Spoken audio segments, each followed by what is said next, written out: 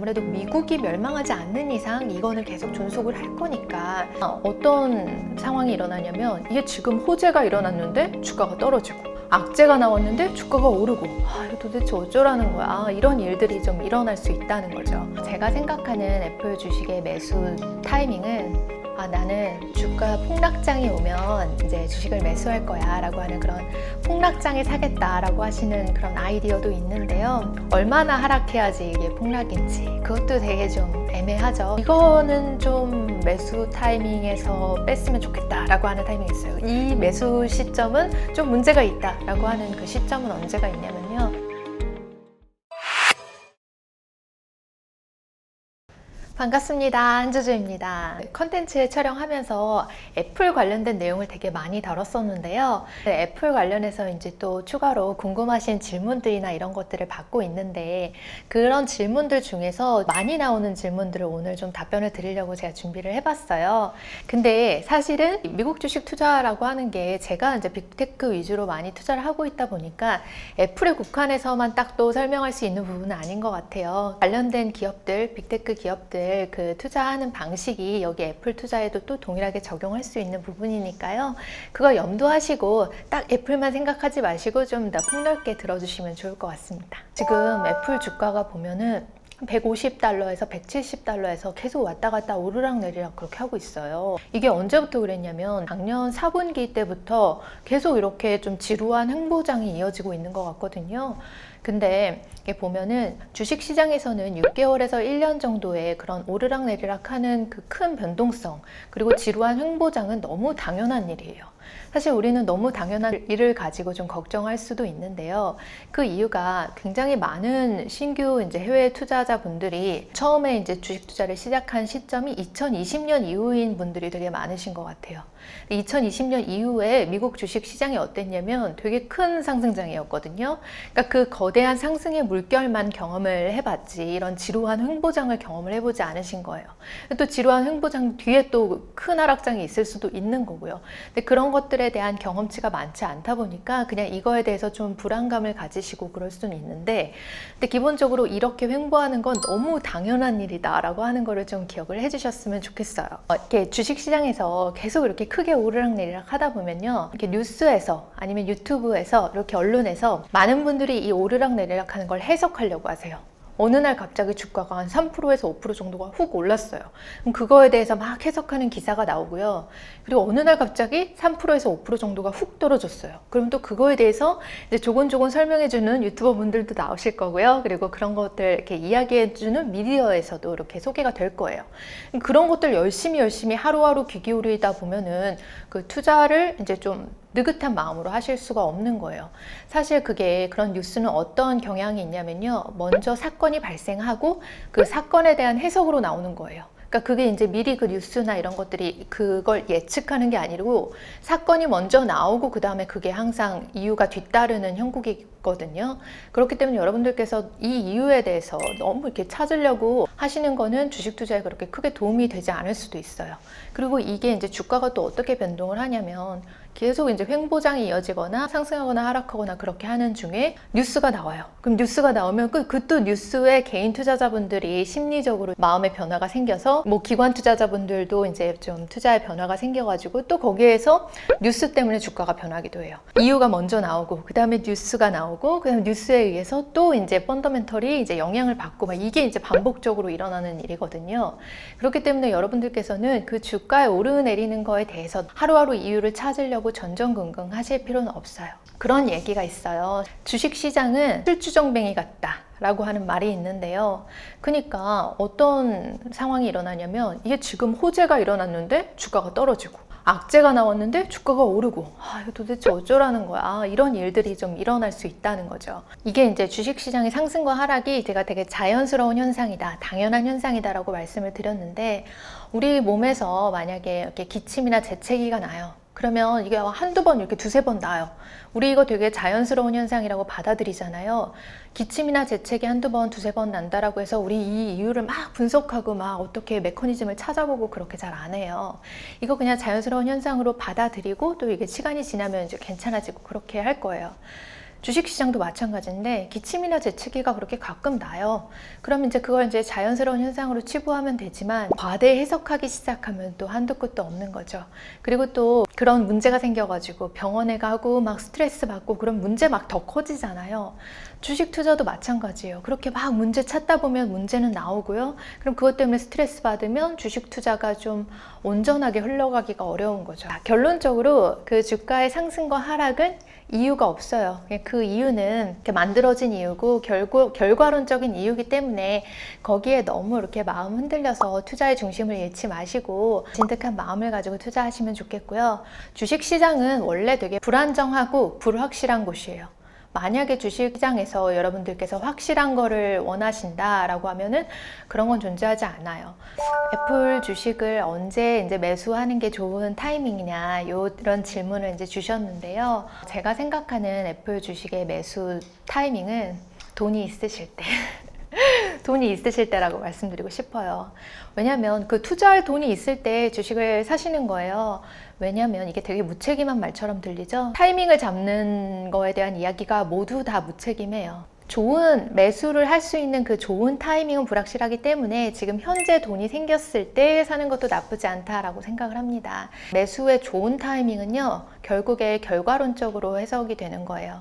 지금 현재 내가 주식을 되게 좋은 타이밍에 샀는지 안 샀는지 그게 현재 시점에서 알 수가 없는 거고요. 결국 한 몇 개월, 몇 년 지나야지 그때가 저점이었구나 아는 거잖아요.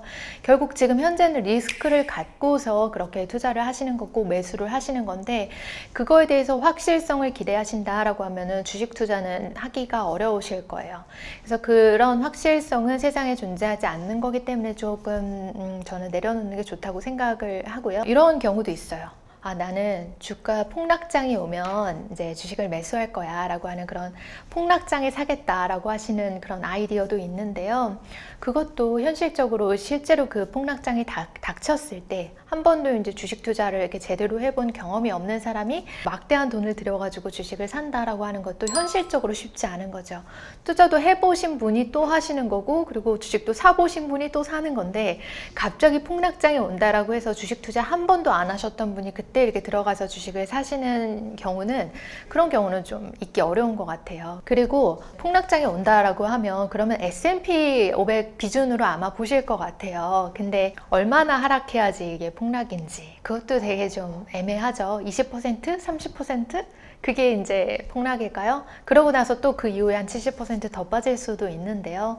그러니까 언제가 이제 저점 매수의 타이밍인지 그게 되게 또 알기가 어려운 거예요. 만약에 여러분들이 지금 현재 애플 주식을 안 사고 기다려요. 나는 좀 이제 저점 매수 타이밍이 올 때까지 폭락할 때까지 좀 기다려야겠어. 그래서 기다려요.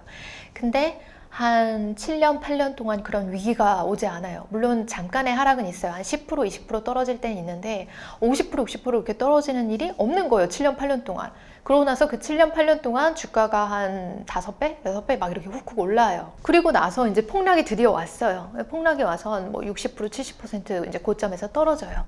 자, 그래도 이제 결국에 그 7년 전에 투자하는 게 아마 지금 폭락이 온 다음에 투자하는 것보다는 낫지 않았을까 그렇게 생각을 하는 거죠. 아마 여러분들은 2008년 금융위기 정도를 아마 많이 생각하실 것 같은데요.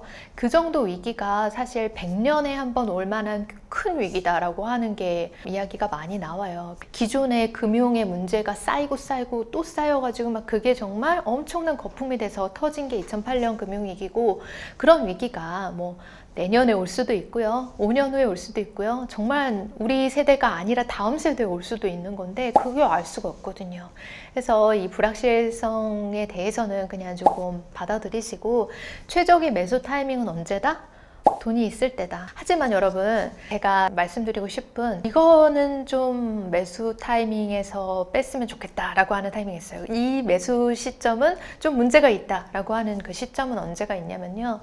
막 주가가 미친 듯이 오르고 있는데 거래량이 막 미친 듯이 함께 급등하고 있어요. 그러니까 거래량이 급등한다라고 하는 얘기는 투자자들이 막 많이 몰려온다라는 소리잖아요. 그렇게 막 투자자들, 기관들, 전문가들 막 매수하려고 몰려드는 타이밍 속에서 주가가 막 오르고 있어요.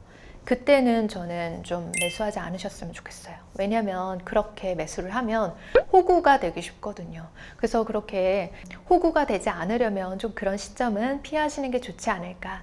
물론 호구가 되셔도 괜찮습니다. 그 호구가 돼도 나중에 이제 시간이 지나면 또 먼 훗날 결과론적으로 내가 그때 호구였지만 그래도 그때 사길 잘했어 라고 생각하실 수가 있거든요. 그래서 제가 아주 자주 말씀드리는 말이 비싸게 사서 더 비싸게 팔라라고 하는 말이거든요. 그래서 그거 생각하시고요.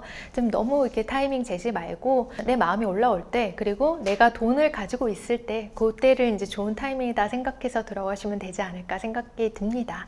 투자하다가 내가 마음이 좀 불안할 때, 그러니까 애플 주식 사서 나는 마음이 편안할 줄 알았는데 애플 주식도 너무 요즘에 긴 횡보장에 주가 등락도 크고 그래서 마음이 불안하다, 이런 분도 있으시더라고요. 그래서 이렇게 불안할 때 어떻게 해야 되는지에 대해서 좀 말씀을 드릴게요. 마음이 불안할 때 그 불안한 거, 걱정, 그 걱정과 불안에만 너무 이렇게 집착하지 마시고요. 그 불안을 해소할 수 있는, 그러면 내가 편안할 수 있는 방법은 무엇인가를 한번 생각을 해보시는 거예요. 내가 마음 편할 수 있는 방법, 내가 좀 걱정 없이 투자할 수 있는 방법은 그러면 뭐지? 라고 해결책으로 좀 내 뇌를 전환시켜 본다라고 하면 좀 답을 찾으실 수 있을 것 같아요. 애플 주식을 샀는데 내가 너무 불안해. 그러면은 저 같으면 이런 생각을 한번 해볼 것 같아요. 첫 번째로, 애플 주식을 샀는데 불안하니까 내가 그냥 이거 다 팔아버리고 S&P 500 ETF를 사서 그냥 거기에 몰빵을 해야겠다. 이 S&P 500 ETF를 사면 아무래도 미국이 멸망하지 않는 이상 이거는 계속 존속을 할 거니까 그래도 애플 그 단일 기업보다는 훨씬 안전하지 않을까? 이런 생각을 첫 번째로 해볼 수가 있을 것 같고요. 그리고 두 번째는 뭐냐면 아무래도 나는 애플 같은 진짜 세계에서 가장 톱 시가총액 위치를 차지하고 있는 이 주식도 불안해. 그냥 나는 부동산을 하는 게 나을 것 같아. 아무래도 실물 자산을 보유를 하면 좀 마음이 편할 것 같거든. 그러면서 이제 부동산 투자를 하실 수도 있는 거예요. 그러면서 이제 작은 아파트 월세를 주시든 전세를 주시든 하시면서 투자로 굴릴 수도 있고요. 그리고 세 번째, 아무래도 내가 주식에 너무 많은 돈을 들어가 있어가지고 이게 불안 그리고 걱정을 초래하는 것 같아. 그냥 현금 보유를 조금 늘려야겠다라고 해서 현금 보유를 늘리시는 방법도 있어요. 그러면 그 현금 보유를 얼마나 할 거냐라고 하는 질문이 나오겠죠. 그게 20%가 됐든 30%가 됐든 본인이 그거는 스스로 마음 편한 기준을 정하시는 거예요. 사람마다 그 편안함의 기준은 다 다르기 때문이에요. 그래서 그렇게 이제 저는 3가지 정도 방법을 생각을 해봤는데, 여러분들은 이거 말고도 내가 이제 이 불안을 편안으로 바꿀 수 있는 방법은 무엇인가를 한번 생각을 해보시면 좋을 것 같아요. 안전자산이다라고 하는 개념은 사람마다 다 달라요. 예를 들어 잡코인에 막 투자하고 계신 분들 있잖아요. 그런 사람들은 비트코인이 되게 안전한 자산이다라고 생각하고요. 그리고 막 부동산 투자하시는 분들은 반포 아파트가 되게 안전자산이다 생각하시고, 그리고 막 이런저런 주식들 막 이렇게 많이 사보신 분들, 주식 투자만 위주로 하신 분들은 애플 주식이 그래도 좀 안전하더라 이렇게 생각을 하세요. 또 채권 투자자들은 어때요? 미국 국채가 안전자산이다 이렇게 생각하고, 이게 사람들이 어떤 투자를 해왔냐, 어떤 그 관점을 가지고 있느냐에 따라서 안전자산 기준이 다 달라요. 그래서 애플 주식이 누군가에는 좀 비교적 안전자산, 편안한 자산으로 느껴질 수 있고요. 누군가에는 이게 불안한 자산처럼 느껴질 수가 있거든요. 그래서 여러분들께서는 그걸 어떻게 느끼시는지 한번 스스로의 목소리에 귀를 기울여 보세요. 불안과 걱정에 집중하지 말고 내가 편안할 수 있는 투자의 방법을 찾아서 그쪽으로 전환해라. 이 말씀을 드리고 싶습니다. 저는 빅테크 기업의 주식 이런 동향에 관심이 많고요. 저는 또 거시경제에도 관심이 많이 있어요. 그래서 이런 분야들에 제가 좀 관심이 많아서 앞으로 이제 투자 이야기 활발하게 할 거고요. 또 이와 더불어서 소비 습관이랑 그리고 빚 갚는 좀 노하우 이런 것들도 이제 함께 꾸준히 다뤄볼 예정이에요. 채널의 특성을 제가 방금 이렇게 말씀을 드렸는데 이것과 관련해서 좀 궁금하신 질문이 있으시거나 하시다면 댓글로 남겨주시면 진심을 다해서 답변을 준비를 해서 알려드리도록 하겠습니다.